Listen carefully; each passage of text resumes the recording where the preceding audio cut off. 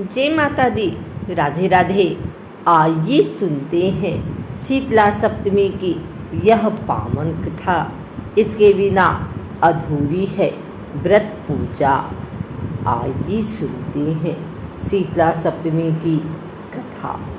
शीतला सप्तमी हिंदू धर्म का इकलौता ऐसा व्रत है जिसमें बासी भोजन का सेवन किया जाता है। साथ ही शीतला माता को भी इस दिन बासी भोजन ही चढ़ाया जाता है। मान्यता है इस व्रत को करने से रोग, चेचक, फुंसी, ज्वर इत्यादि रोगों से मुक्ति मिल जाती है। इतना ही नहीं, संतान को अच्छी स्वास्थ्य की भी प्राप्ति होती है। एक गांव में एक बूढ़ी औरत रहती थी। एक बार उसने और उसकी दोनों बहुओं ने शीतला माता का व्रत रखा था।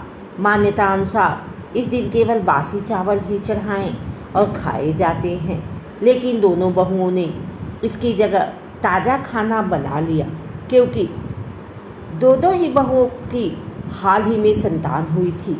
तो दोनों को इस बात का डर था कि कहीं बासी खाना उन्हें नुकसान ना पहुंचा दे। जब ये बात उनकी सास को पता चली तो उसे दोनों पर बहुत गुस्सा आया।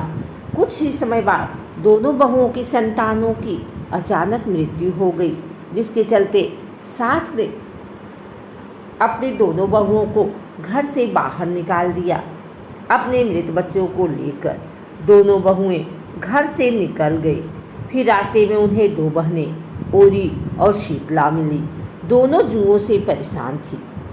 बहुओं को जैसे ही ये बात पता चली तो उन्होंने उन बहनों के सिर को साफ कर दिया, जिससे उन दोनों बहनों को आराम मिला। दोनों ने उन्हें आशीर्वाद दिया और कहा कि तुम्हारी गोद हरी भरी हो जाए।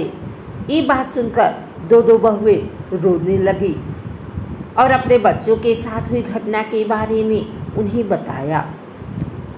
बहुओं की कहानी सुनकर शीतला ने कहा, तुम दोनों को तुम्हारे कर्मों का फल मिला है। अपनी गलती मानकर दोनों ने शीतला माता से माफ़ी मांगी और भविष्य में फिर कभी ऐसा नहीं करने की प्रतिज्ञा ली। तब शीतला माता ने दोनों बच्चों को दोबारा से जीवित कर दिया। कहते हैं इसी के बाद से पूरे गांव में शीतला माता का व्रत धूमधाम से मनाया जाने लगा। एक और कथा के अनुसार इंद्रयुम्ना नामक एक राजा था। वह एक उदार और गुणी राजा था, जिसकी एक पत्नी थी जिसका नाम प्रमिला और पुत्री का नाम शुभकारी था। बेटी की शादी राजकुमार गुणवान से हुई थी। इंद्रयुम्ना के राज्य में हर कोई हर साल उत्सुकता के साथ शीतला सप्तमी का व्रत रखता था। एक बार इस उत्सव के दौरान शुभकारी अपने पिता के राज्य में भी मौजूद थे।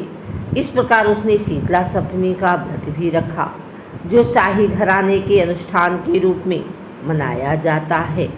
अनुष्ठान करने के लिए शुभकारी अपने मित्रों के साथ झील के लिए रवाना हुए। इस बीच वे झील की तरफ जाते वक्त अपना रास्ता भटक गए और सहायता मांग रहे थे। उस समय एक बूढ़ी महिला ने उनकी मदद की और झील के रास्ते का मार्गदर्शन किया। उन्होंने अनुष्ठान करने और व्रत का पालन करने में उनकी मदद की। सब कुछ इतना अच्छा हो गया कि शीतला देवी भी प्रसन्न हो गई और शुभकारी को वरदान दे दिया। लेकिन शुभकारी ने देवी से कहा कि वह वरदान का उपयोग तब करेगी जब उसको आवश्यकता होगी या वह कुछ चाहेगी। जब वे वापस राज्य में लौट रहे थे, शुभकारी ने एक गरीब ब्राह्मण परिवार को देखा जो अपने परिवार के सदस्यों में से एक की सांप के काटने की वजह से मृत्यु का शोक मना रहे थे।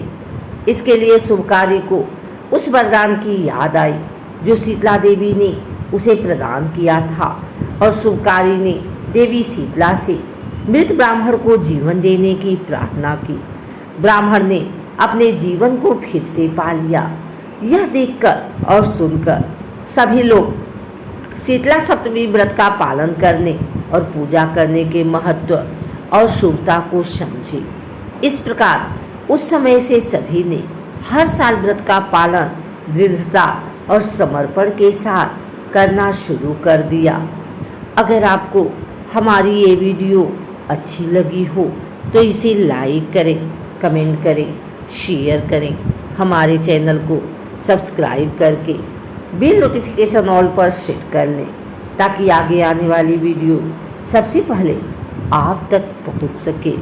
धन्यवाद।